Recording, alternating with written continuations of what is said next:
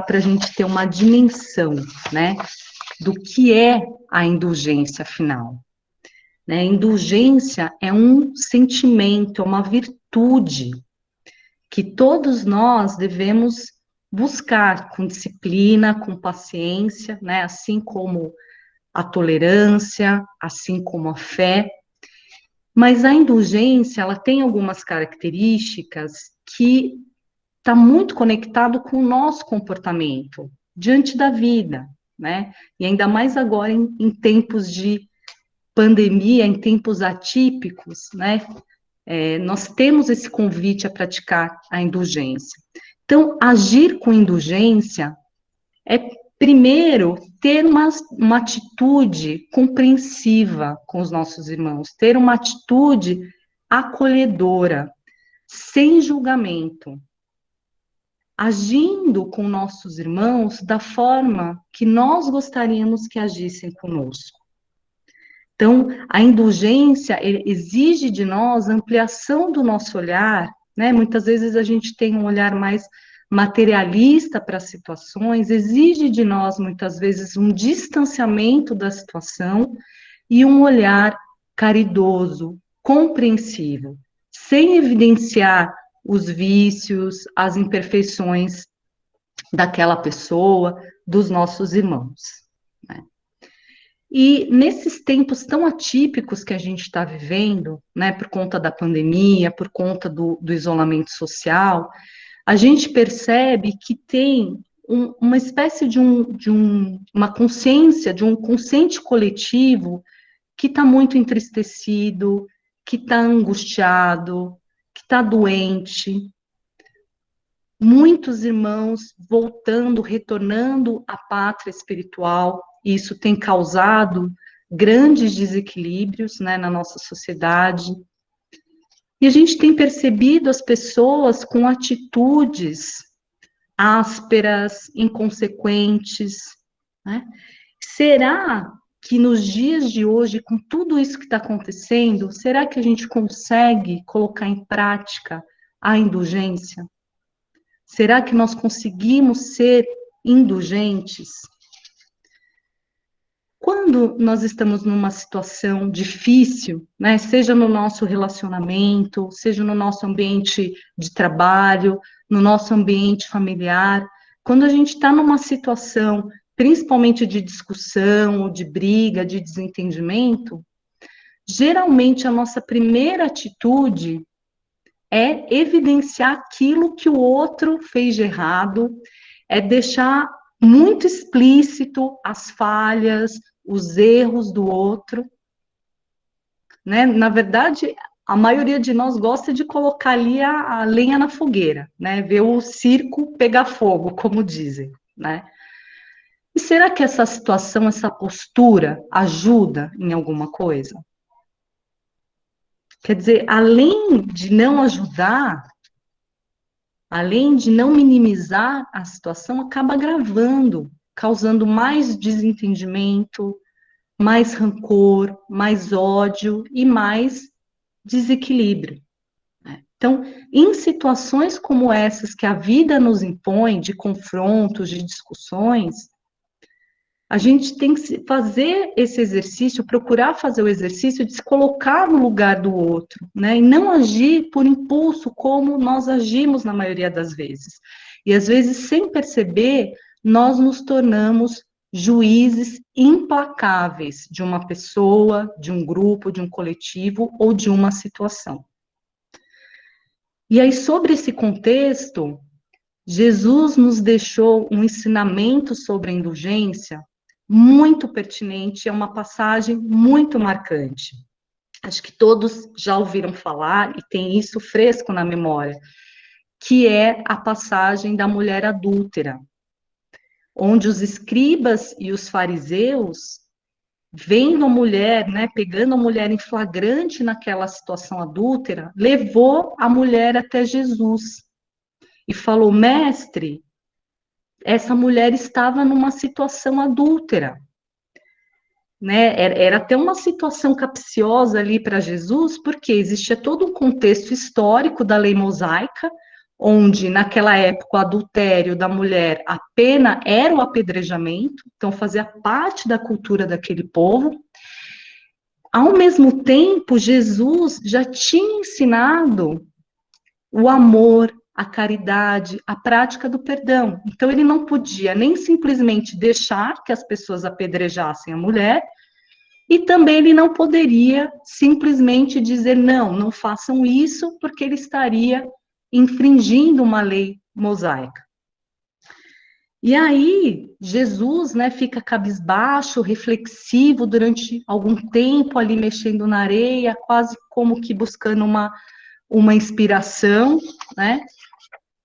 E depois de algum tempo, Jesus levanta e sabiamente ele fala: aquele dentre vós que estiver sem pecado, que atire a primeira pedra. Então, qual foi o convite que Jesus fez naquele momento? Para que aquelas pessoas refletissem e visitassem a sua consciência se elas realmente estavam sem nenhuma imperfeição, se elas não tinham nenhum pecado. E aí o que foi acontecendo? Um por um foi saindo, ficou vazio o ambiente e a mulher ficou sozinha com Jesus, né? E aí Jesus perguntou para ela: onde estão os seus acusadores? Ninguém te condenou? E a mulher respondeu para Jesus: ninguém me condenou, Senhor. E aí Jesus fala para ela: tampouco eu vou te condenar. Vá e não peques mais. Então, nessa situação, Jesus não viu ali naquela mulher uma mulher pecadora, uma mulher adúltera. Ele, como espírito muito evoluído, viu ali uma mulher, um espírito em vulnerabilidade, numa situação muito complicada, né, e que iria sofrer um apedrejamento de outros espíritos que estavam na mesma posição moral e talvez que tivessem mais imperfeições que ela própria.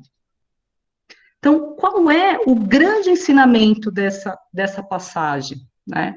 Além da prática da indulgência e da caridade, que diante de uma situação difícil da nossa vida, antes de sermos nós a atacar a primeira pedra, que a gente faça uma reflexão interna, que a gente revisite a nós mesmos, antes de sair tomando uma atitude ríspida, né? E os espíritos, lá no Evangelho segundo o Espiritismo, eles reforçam esse ensinamento de Jesus, dizendo: sede, pois, severos convosco e indulgente para com os vossos irmãos. Então, nós não devemos nunca assumir uma postura de juízes, de julgadores implacáveis. Porque existem as leis universais, as leis divinas, a lei de ação e reação. O maior julgador, né, é a própria consciência daquele que praticou o ato, que praticou a justiça. Então, a gente tem que entregar nas mãos de Deus e confiar nas leis divinas, e não a gente querer fazer justiça com as próprias mãos ou com as próprias palavras, né? Então, uma coisa que é importante a gente ter dimensão: quantas vezes na nossa vida não fomos nós os necessitados de indulgência e de caridade? Porque erros todos nós cometemos o tempo todo. E aí, sobre esse aspecto de fazer esse mergulho interno e de se observar antes de julgar os nossos irmãos, Santo Agostinho, ele tem uma receita infalível. Lá na pergunta 919 do Evangelho segundo o Espiritismo, no Livro dos Espíritos, perdão, Santo Agostinho ele fala o seguinte: fazei o que eu fazia quando vivi na Terra. No fim de cada dia, interrogava minha consciência, passava em revista o que havia feito e perguntava a mim mesmo se não tinha faltado ao cumprimento de algum dever. Se ninguém teria tido motivo para se queixar de mim. Foi assim que cheguei a me conhecer e ver o que em mim necessitava de reforma. Aquele que todas as noites lembrasse todas as suas ações do dia e se perguntasse o que fez de bem ou de mal, pedindo a Deus e ao seu anjo guardião que o esclarecessem, adquiriria uma grande força para se aperfeiçoar. Porque acreditai-me, Deus o assistirá. Então, acho que esse é um bom exercício para a gente fazer diariamente, né? Platão e Sócrates, antes de Cristo, eles foram os precursores da doutrina espírita, eles já anunciaram, conheça-te a ti mesmo, né? É o conhecimento de nós mesmos que é a chave para o nosso desenvolvimento, né? E a indulgência também tem a ver com a gente se reconhecer como espíritos ainda em processo de evolução, acolher as nossas imperfeições, mas também ter a coragem de enfrentar a nós mesmos, ter a coragem de assumir quem nós realmente somos e traçar um novo planejamento para a nossa vida, para que a gente vá se despojando, se desfazendo dessas imperfeições que são tóxicas na nossa vida, que só nos fazem mal. E tem uma reflexão, né, que essa pandemia exigiu de todos nós, porque o mundo parou. Não foi uma questão que afetou só o Brasil ou só um outro país. Quer dizer, o mundo inteiro foi afetado por essa pandemia. E tudo parou. E qual é essa grande reflexão, a grande pergunta que nós temos que fazer na nossa vida? O que realmente é essencial na nossa vida? O que realmente importa nesse momento, nós, enquanto espíritos encarnados? Porque muitas vezes a gente cria na nossa vida necessidades artificiais, desnecessárias. Então, nós vivemos numa época de excesso de consumo de bens materiais, um excesso de consumo dos alimentos.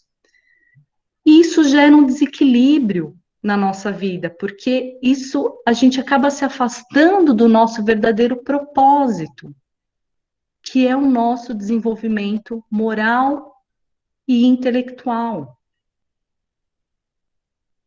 Então, é tempo da gente refletir do que é essencial na nossa vida e como nós, espíritas, como é que nós podemos agir em cooperação mundial. Porque cada um dos nossos irmãos que sofre aqui no Brasil ou no outro planeta, isso nos afeta. Estamos todos conectados, porque estamos todos no mesmo planeta, nesse processo evolutivo.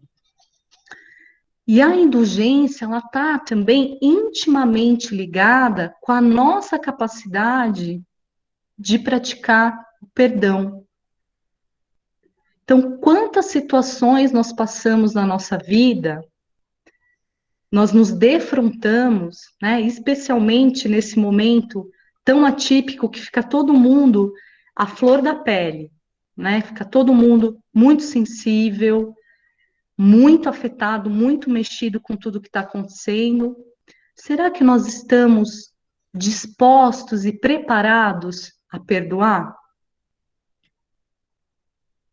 Porque o perdão, ele tem um processo de cura para quem perdoa também, né? Será que a gente precisa ser amigo de quem a gente está perdoando? Não, mas se a gente conseguir criar um distanciamento daquela situação e conseguir seguir em frente, continuar a nossa travessia, apesar de tudo aquilo que aconteceu, certamente nós sairemos mais fortalecidos. E pode ter muita gente que se pergunta, poxa, eu não consigo ainda perdoar, eu não consigo ser indulgente. Por onde que nós começamos?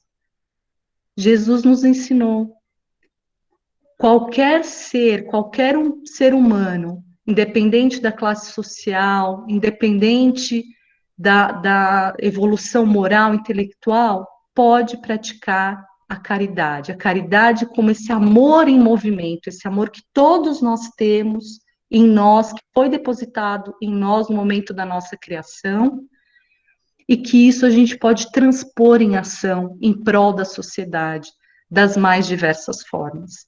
Então, o convite dessa noite, aproveitar que nós estamos aí no outono, né? O outono é essa transição entre a primavera e o inverno, que é um momento de recolhimento da natureza, e nós fazemos parte dessa natureza, que possamos, então, refletir sobre a nossa felicidade, sobre as imperfeições que temos que deixar seguir o seu rumo e uma oportunidade para a gente começar a praticar a indulgência no nosso dia a dia.